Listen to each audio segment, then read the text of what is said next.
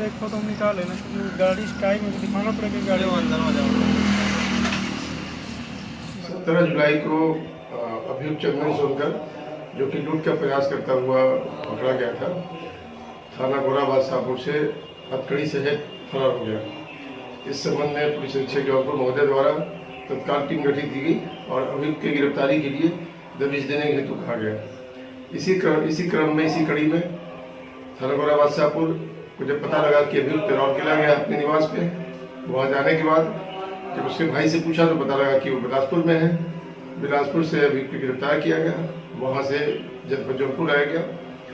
रास्ते में पूछताछ में अभियुक्त ने बताया कि उसके साथ 3 साथी और थे और ये चौथा साथी था और इसने हथकड़ी एक जगह चौसन में छुपा रखा है। जब पुलिस टीम वहाँ पर गई तो जो उसके अन्य 2 साथी थे उन्होंने मौके का फायदा उठाकर पुलिस पे फायरिंग की।